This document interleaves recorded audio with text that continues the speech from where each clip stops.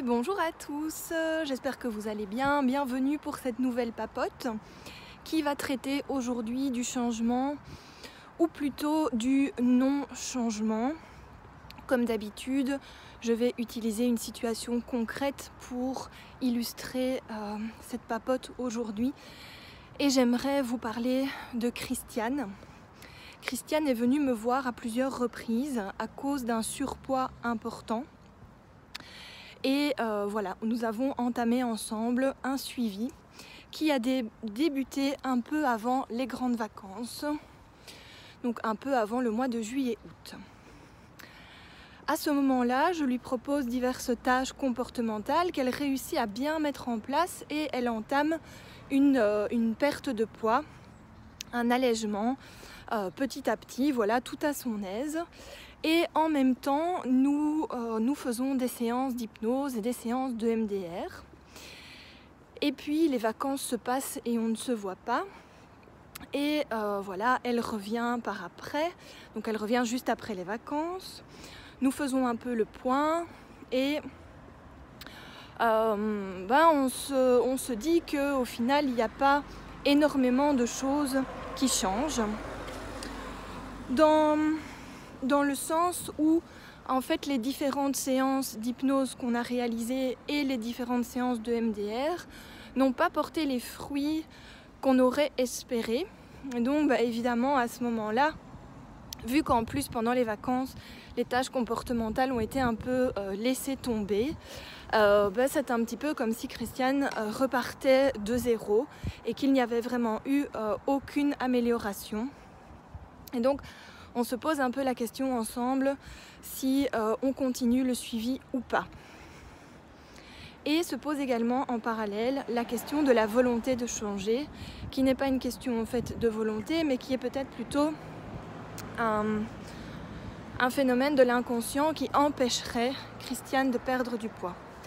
Et on définit ensemble que ce blocage inconscient pourrait venir de trois choses différentes. La première, c'est que Christiane, depuis toujours, a construit son identité autour d'un physique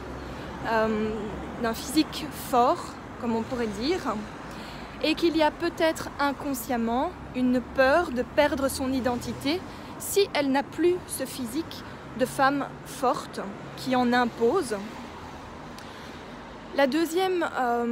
Le deuxième blocage peut-être inconscient qui peut venir, c'est que en fait, Christiane, à son adolescence, s'est posé des questions sur sa sexualité et a découvert que finalement elle préférait les femmes. Sauf que la vie n'étant peut-être pas aussi facile à cette époque-là que maintenant, elle s'est finalement engagée dans une relation hétérosexuelle et elle a fait sa vie de cette manière-là. Et en fait, encore actuellement, elle se pose des questions. Elle se dit que finalement, elle aurait peut-être dû suivre sa préférence de départ. Mais bon, voilà, tant pis. Elle dit je ne changerai pas de toute façon. Je suis dans ma vie actuelle et je ne mettrai pas de changement à ce niveau-là. Et le troisième blocage inconscient pourrait venir de son travail. Elle a eu pendant assez longtemps un travail et des activités, des occupations très très soutenues, très chargées, des réunions par-ci, un agenda vraiment bien chargé.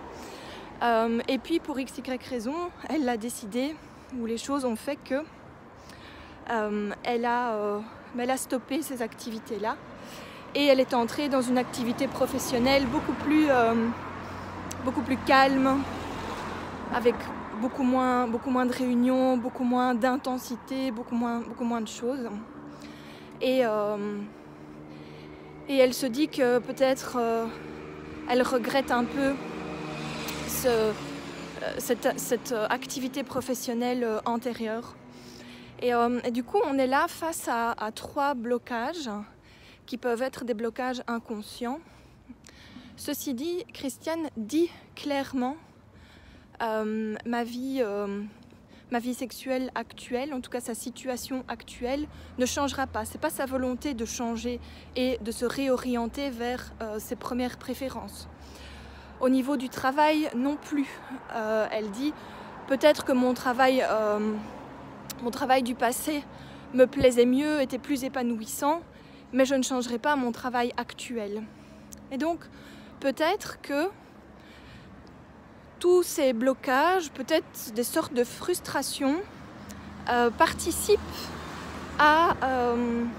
au fait que Christiane fait des crises de compulsion alimentaire, ou en tout cas qu'elle a un besoin de prendre plaisir dans la nourriture. C'est vraiment ça, c'est un plaisir de manger.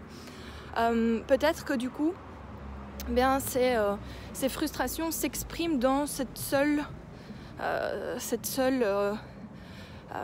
porte où elle peut prendre du plaisir, c'est la nourriture. Mais par contre, vous remarquerez qu'elle n'est pas dans un désir de changement. Elle dit qu'elle ne veut pas changer sa situation. Et donc on est un peu face à un mur, on est dans une impasse, parce que faire? Et au final, eh bien, on a décidé de stopper le suivi, parce qu'elle s'est rendue compte que ces changements, eh bien, elle n'était pas prête à les mettre en place. Donc nous avons stoppé le suivi. Et du coup, je voulais vous partager ça parce que, eh bien, parfois, une piste de solution apparaît, mais vers des choses dont on n'a pas envie et dont on n'est pas prêt à risquer les changements. Et du coup, on reste comme ça, simplement. Et la situation reste au statu quo. Voilà, je voulais vous partager ça, ce changement ou ce non-changement. Dites-moi ce que vous en pensez, posez-moi vos questions si vous voulez. Et évidemment, il y a mes accompagnements individuels en groupe ou en ligne, si vous avez besoin. Aussi, je ne le dis pas souvent, mais ça m'aiderait beaucoup que vous vous abonniez à ma chaîne YouTube, voire que vous likiez les vidéos et encore plus que vous activiez les notifications pour ne rien louper. Voilà, je vous remercie, bonne fin de journée, à bientôt!